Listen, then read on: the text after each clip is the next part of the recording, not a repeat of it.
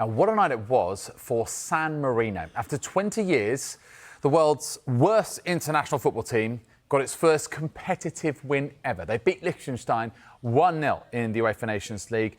And there, watching and seeing this with his very own eyes, was Lee Wingate of the Sweeper podcast. Hi, Lee. We'll get onto the game in a minute. But just first, tell us about your interest in the San Marino team and how long you've been following them.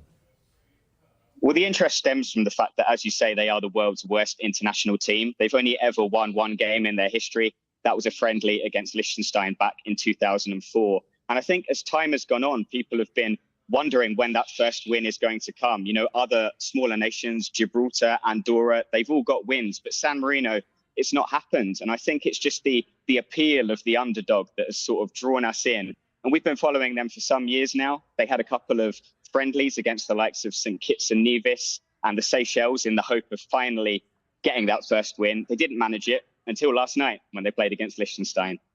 Joe, I totally feel you on that, Lee. About 10 years ago, I did a documentary on Gibraltar, on the Gibraltar national football team, called No Rock Unturned. See what we did there. But it was all of that quirkiness, right? And also just how these little steps are actually quite big steps for them. You know, getting into UEFA qualifying competition, the Euro qualifiers as it was then, facing the likes of Germany, who were world champions, and just, you know, that David and Goliath story, which is so compelling. I wonder, just tell me, yesterday, going to the stadium, did you get that little inkling? Did you get that feeling? Do you know what, tonight might just be the night?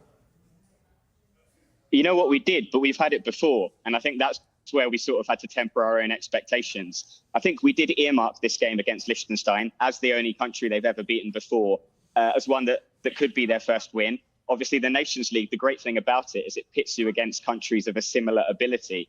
And I think that sort of made us feel optimistic, the likes of Gibraltar and Andorra. Going to the stadium last night, I think we really did feel that something was possible.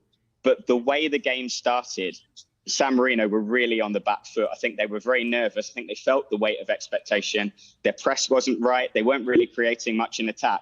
They got very lucky in the first half as well, because Liechtenstein had a goal ruled out for offside. And I think we knew that if they were going to get the win, they'd need to lead a bit of a charmed life. And so they did.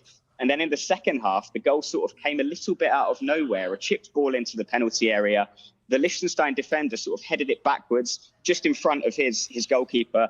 And a San Marino player got to the ball before him, lobbed it over the keeper and put it in the back of the net. And the goal scorer in question was not even alive the last time San Marino got a win back in 2004. So I think that tells you how long it's been. What were the celebrations like? Have they declared like a week of national holiday or something? Well, you know what? The celebrations in the stadium were really, really good. You had kids who, they bring a lot of kids to sort of fill the stadium. It's a microstate. It's not a big population. And they were all streaming onto the pitch at the end. The players as well. You could see what it meant to them. There's actually an ultras fan group as well called the Brigata Mai Una Gioia, which means the Never Any Joy Brigade. And it's essentially a group of San Marino fans that just go along to watch them lose all the time.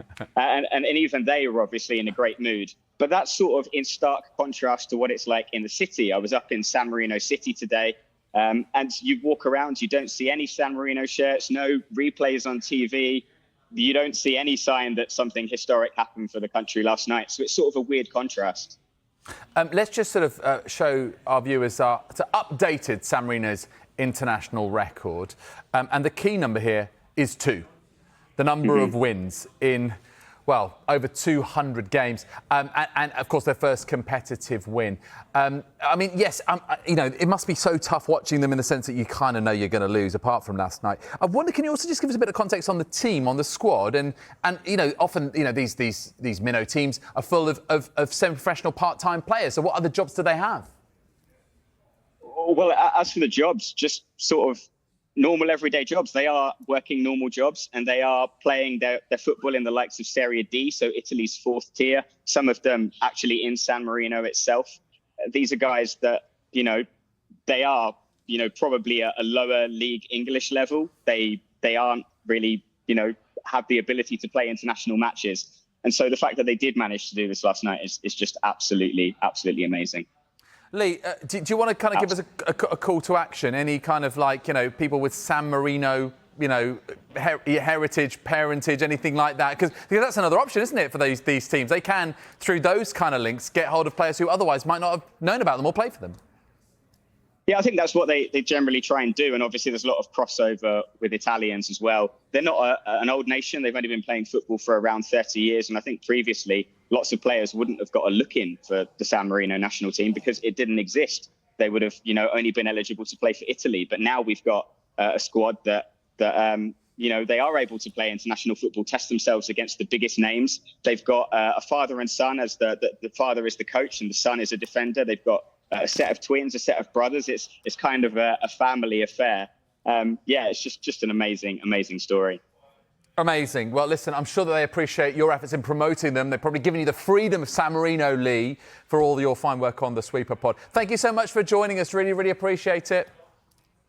Thanks very much.